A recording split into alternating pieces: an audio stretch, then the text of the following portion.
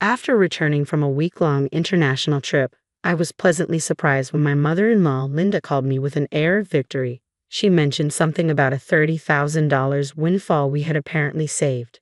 Confused, I tried to recall any recent instance where I had amassed such a sum. As a freelance jewelry designer, I maintain a savings account for unexpected expenses, but I certainly don't keep large amounts of cash around. My bank card was securely with me, and normally, no one else has access to withdraw such a substantial amount from my account.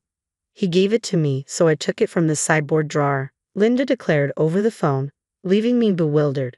Before I could understand more, she quickly thanked me and hinted at counting on me for future financial help before hanging up.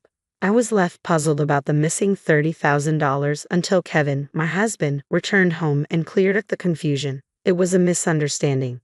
However, a month later, Linda bombarded me with numerous calls. I chose to ignore them initially, but the constant ringing eventually compelled me to answer. Over 60 missed calls displayed on my phone screen was disconcerting. As I picked up, Linda's shrill voice filled the room, accusing me of ignoring her. Her tone suggested she felt wronged, but to me, it was merely the consequences of her assumptions.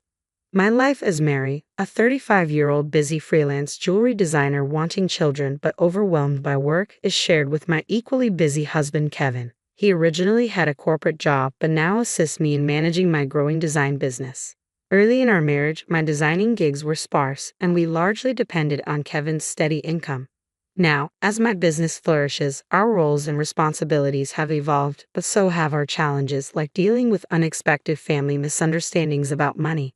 As I neared the age of 33, my career as a jewelry designer had begun to flourish, necessitating better organization of my increasingly hectic schedule. Sensing the growing demands of my business, Kevin, who was well-placed in his company and on track for promotion, made a bold decision. He resigned from his job to partner with me, applying his skills and management to our joint venture. Together, we secured contracts with prestigious international brands, enhancing both our professional and personal lives. However, managing success came with its unique set of challenges, particularly involving Kevin's mother, Linda. Living alone in the family home, she perceived our lives through a lens of luxury and often approached us with financial requests. "You always seem to be living so lavishly. I'm jealous," she would comment. As part of my role, attending product launches and dinners with executives was routine, yet Linda saw these obligations as mere leisure. Her requests grew more personal over time. "I'm going to throw a party for my friends soon. Can you give me some money for it?" she asked on one occasion. Although it might appear that we could easily afford such expenses, maintaining our business image was costly and filled with obligations that we couldn't ignore. We weren't living in luxury. These were necessary aspects of our work. Despite my repeated refusals, Kevin, being her son, would occasionally acquiesce to demands, reasoning that a little financial help was a small price for peace. If giving her a little money keeps her quiet, then it's worth it, he argued, finding it simpler to appease her than to have her work disrupted. Yet Linda's demands only escalated. Recently, she expressed a desire for a new dress for an upcoming gathering. Just the other day, Linda came over and pestered Kevin. "Wouldn't a two-piece suit work? We've been asked to buy clothes before," she said. There might be cheaper options, but what Linda wants is certainly not cheap. I explained to her that her rebuttal was that it was a fancy party, and she couldn't be the only one dressed in old clothes. Furthermore, she insisted on a matching bag, leaving us exasperated. To manage her frequent requests, Kevin had previously set up a credit card in Linda's name, instructing her to use it for her expenses. Initially, she overspent significantly and was cautioned by Kevin. Although he asked her to inform us before making significant purchases, she continued her extravagant spending. This pattern of financial demands has left both Kevin and me at our wits' end, trying to balance the delicate act of supporting family while maintaining the integrity and sustainability of our business. I discovered an exquisite ring and couldn't resist purchasing it, though I regret not informing you beforehand. Unfortunately, the bill was exorbitant. If spending is going to be this unrestrained, perhaps it's best to return the card. We simply cannot cover these costs. The credit card was in Linda's name, but Kevin was the one managing and paying the bills. Linda seemed to misunderstand the purpose of the credit card, treating it as if it were an unlimited resource. She didn't grasp that every purchase made would eventually need to be paid for, and since the money wasn't coming directly from her own pocket, she continued to use it freely. Recognizing the need to curb her spending, Kevin decided to set a spending limit on her card. This led to Linda storming into our home one day, frustrated and complaining. "What the heck? I couldn't pay for my shopping the other day," Linda complained. "Why?" We explained that your excessive spending was straining our finances, which necessitated lowering your monthly limit. Kevin replied, trying to maintain some peace. "It's still enough, right? But you two are still dressing up and going to fancy places. How is what I'm doing any different?" Linda protested, viewing our activities as purely recreational. "That's part of our job, Linda. If that's a job, then what I'm doing isn't any different," I explained. "It's unfair that only you two get to have all the fun," she argued. While it's true that our work involves attending product launches and parties in luxurious venues, these are professional obligations, not leisure activities, despite her misconceptions. Setting a spending limit on Linda's credit card seemed to have calmed the situation somewhat. Occasionally, Linda would visit and air her grievances to Kevin, but overall, life proceeded without major disruptions. As the end of the year approached, an exciting opportunity presented itself. A foreign brand manufacturer approached me with a proposal to expand our business dealings by relocating our base overseas. The prospect thrilled me, as it could potentially elevate me to the ranks of top-tier designers. Kevin, ever supportive as my manager, was all for taking the leap. "It's a chance we have to take," he affirmed. However, the prospect of moving abroad brought a new concern. Linda. Given her past behavior, it was a legitimate worry that she might insist on joining us overseas.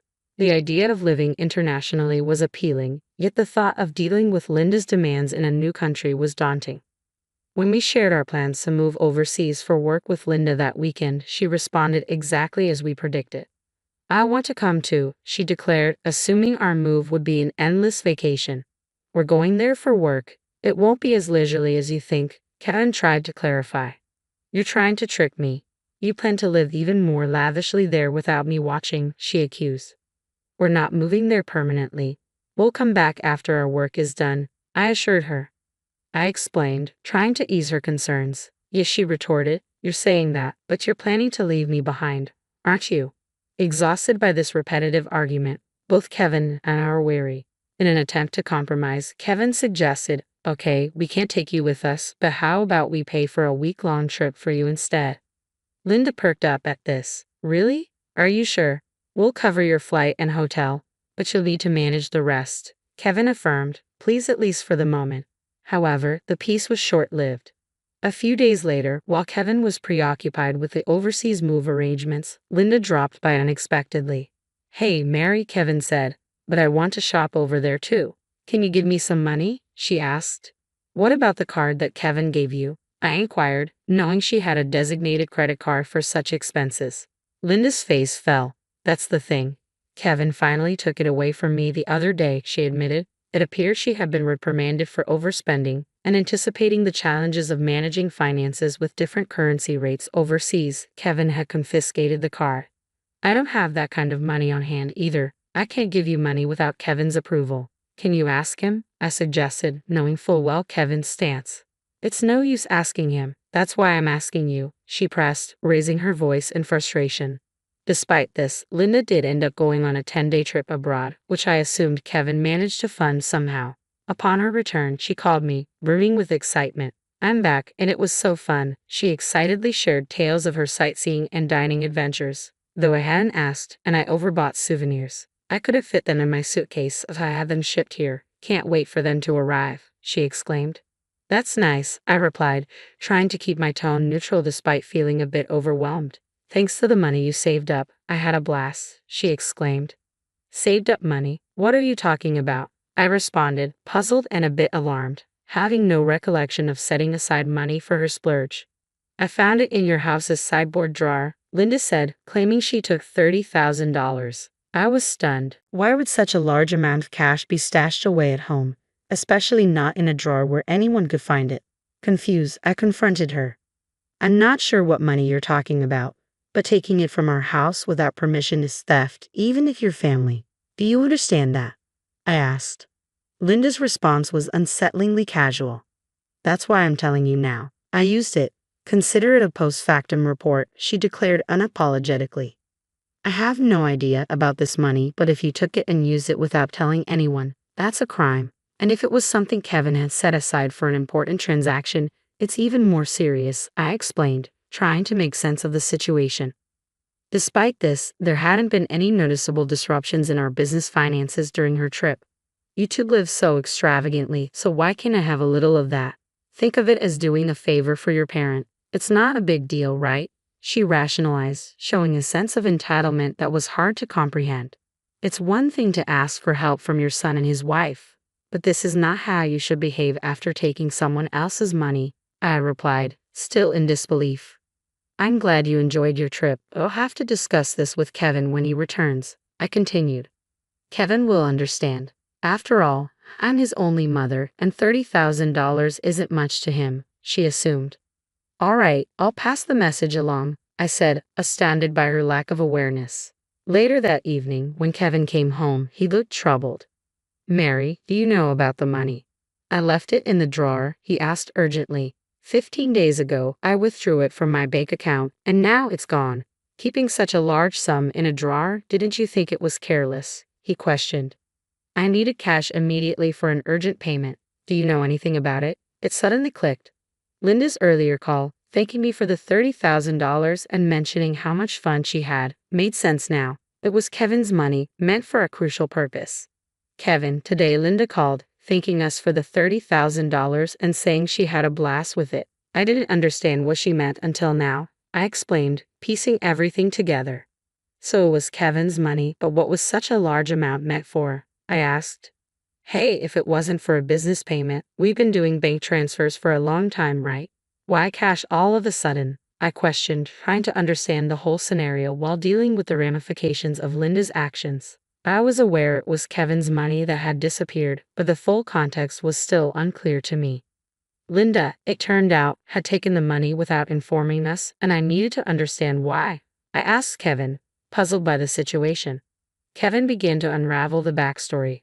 After he had reduced the credit limit on Linda's card, she started secretly borrowing money from various sources, including consumer finance cards and credit cards she had opened without our knowledge. When Kevin discovered her growing debt, he took away all her cards and withdrew cash to settle her debts directly, aiming to bypass the banking system to keep our business accounts clean and maintain trust with our partners. This was also partly a farewell gesture as we're moving abroad and won't be around to manage such issues for her, Kevin explained. I plan to handle her debts discreetly to prevent our financial records from getting complicated. A month had passed since then, and as I was busy packing for our move, Linda's frequent calls became hard to ignore. When I finally took her call, her voice was tinged with desperation. Why aren't you answering my calls? I've called so many times, she said, almost in tears. I'm sorry, Linda. I've been caught up with the move. What's going on? I asked, trying to remain calm and give her a chance to explain her side. It's not just one thing, it's everything. They're asking for payments almost every day. It's too much, Linda confessed, her voice cracking under the strain. Have you tried contacting Kevin about this? I inquired, hoping she had sought his help first. He seems to be blocking my calls. I can't get through to him at all, Mary. You're my only hope now. Please help me, she pleaded. I realized then just how complex the situation had become. Linda's financial recklessness had led her into a labyrinth of debt, and now, isolated from Kevin's assistance, she was turning to me as her last resort. As we prepared to start anew in a foreign country, the challenges of dealing with Linda's financial chaos loomed large, demanding immediate attention before we could fully focus on our new beginnings. I was taken aback by Kevin's drastic approach toward his own mother. If he had used the prepared funds to directly settle Linda's debts, this distressing situation might have been avoided. Instead, Linda was now overwhelmed with collection letters and relentless calls from finance companies and consumer lenders. It was a scene reminiscent of something from a dramatic film, one I had never expected to witness in real life. I'll talk to Kevin, but I can't guarantee what he'll do. A son should help his mother in trouble, right? Please ask him for me, Linda pleaded at the end of our conversation. However, with our impending business expansion and our financial resources already stretched thin, we couldn't afford to further assist Linda, especially given that she had misused the money meant to settle her debts. When I relayed the details of the call to Kevin upon his return home, he responded with a mixture of fatigue and resignation. I had planned to sort things out before we left.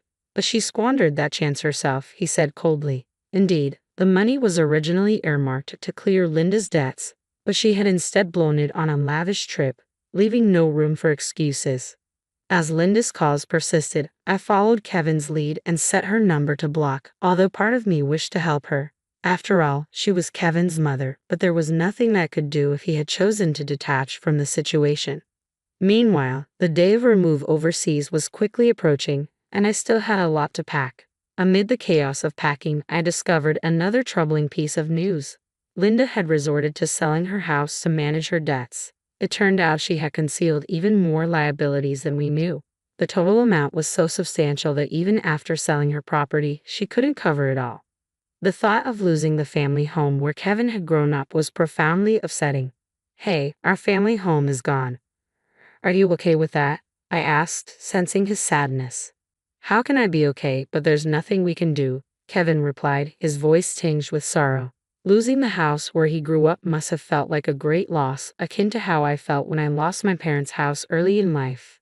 In the midst of these complex feelings and the heavy task of packing, we had to come to terms with the fact that some situations were beyond our control and focus on our future. As we prepared to start anew in a different country, the bittersweet reality of losing a family home struck me deeply. I observed the situation unfolding with Kevin. Unlike my past experiences, Kevin had not only lost the tangible structure where his earliest memories were formed but also his emotional sanctuary. All this while his mother, Linda, is still alive. It's an indescribable feeling, the mixture of loss and displacement, especially under such painful circumstances, I thought. The impact is profound and complex, far more than mere bricks and mortar. It's about losing a part of one's history and the comfort of a place to return to that no longer exists. Linda, now residing in a modest apartment, faces the daily grind of managing her debts. She works part-time, a challenging reality given her age. Employment opportunities for the elderly are not just limited, they're often physically demanding and less rewarding. This stark new reality for her is a drastic shift from her previous life, believed to be filled with unchecked spending and financial freedom. Though sympathy naturally arises seeing her struggle, it's tempered by the knowledge that her situation is the direct result of her own financial imprudence. Life teaches us that actions have consequences, and Linda's case reaffirms the harsh truth that financial responsibility is crucial at any age. Back in our new environment, the business is thriving beyond our initial expectations. The move overseas has catapulted our brand into the international spotlight, bringing in a flurry of inquiries and offers from various corners of the globe. Every new email and call brings potential for expansion and collaboration, which is incredibly exciting but also immensely demanding. The success is exhilarating, however, it envelopes our entire lives, leaving little room for anything else. Days blend into nights as we navigate time zones and cultural nuances, striving to make the most of this golden opportunity. Despite the professional achievements, our personal lives bear the weight of our relentless schedules. The dream of expanding our family seems more like a distant vision, something we hope to circle back to when the waves of immediate demand subside. Kevin, who juggles multiple roles from logistics to client management, feels this strain acutely. As partners in both life and business, we find ourselves pondering the future and our priorities, wondering how we can align our professional goals with our personal desires. As I look out of our apartment window, taking in the view of the far landscape, the neon lights blur into the night, mirroring the blur of our daily lives. It's a view filled with promise and anonymity. A stark contrast to the familiar streets we once knew. This city, vibrant and relentless, is now our home, yet it starkly contrasts with the quiet, steady life we left behind.